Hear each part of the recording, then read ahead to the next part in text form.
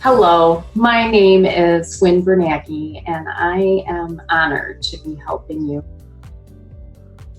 I am a special education teacher in a Catholic school on the south side of Chicago. I teach and work with kids from preschool through 8th grade.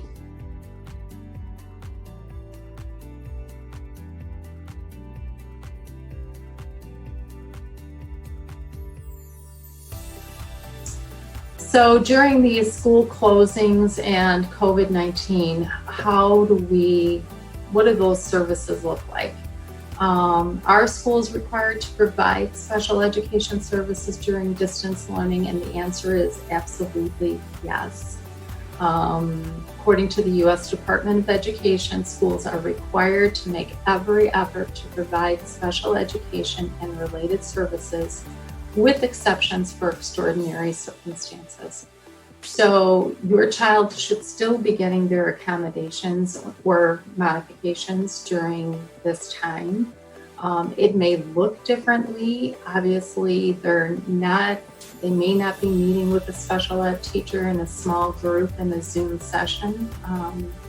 So some of those things might look different. And CPS has only recently begun providing services such as speech therapy electronically. I'm not sure about other districts. I know there are other districts in the country that have been providing it, but I'm not sure about those in the state of Illinois. And the other question that I get are, can IEP teams meet remotely? And the answer to that is absolutely yes.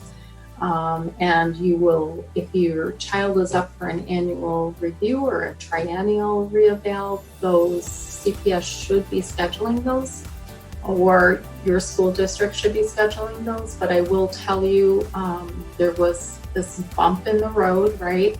So they are behind on all of that, and now they are trying to catch up. So it would not be surprising if those meetings were to go through the summer months as well.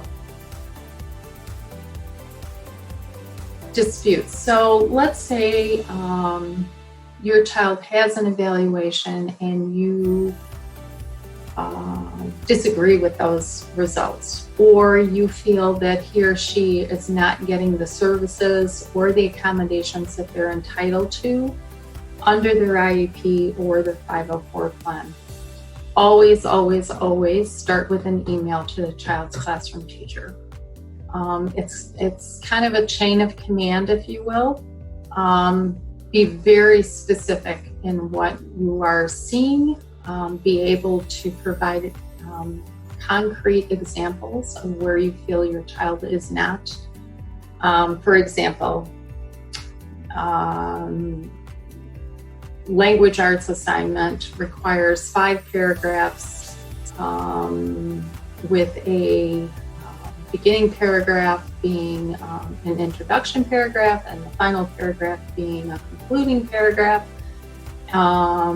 whatever the topic might be. But your child is unable to write 5 full paragraphs, and it may only be required under their IEP to provide 1 5-sentence paragraph. If the teacher is still requiring them to do a 5-paragraph essay, that would be an example of where their accommodations are not being followed on the IEP. So therefore, I need to address that with the teacher. Always address it with that teacher first. They may simply be either unaware, they forgot that the child is entitled to those accommodations. Always start with them first. If you're not getting the results that you are expecting to get in regards to that, the next step would be to go to the special education coordinator at your school or the case manager and explain the situation. Typically, the special ed teacher who is maybe more knowledgeable about those accommodations can go to that classroom teacher, they can work out something, and that is as far as it needs to go. But if for some reason you're still not getting any results, the next person to go to is the principal. Again, the principal will jump in, make sure that things are happening the way they're supposed to happen. But if for some reason you're not getting results from the principal either, your next step would be to go to the school district special education coordinator. There are legal remedies for both a 504 and an IEP. Hopefully you never get to that and never need that, but know that they're there in the background should you ever need that in the future.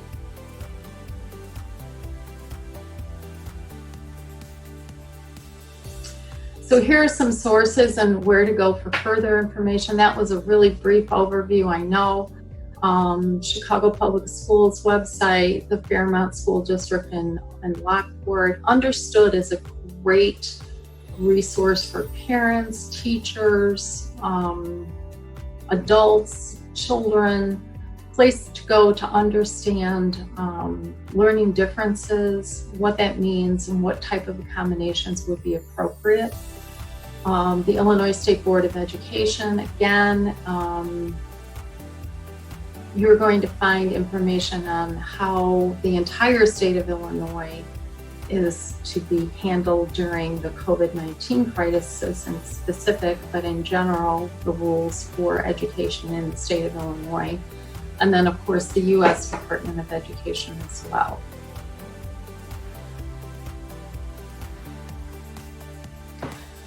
I hope that was helpful. I realized that it was a very quick overview on IEPs and 504s. I will have another video separately that will talk about classroom accommodations and modifications. So there'll be more specifics on what type of accommodations might fit for your child, or what accommodations you might see on an IEP for specific learning disabilities. In the meantime, do take care.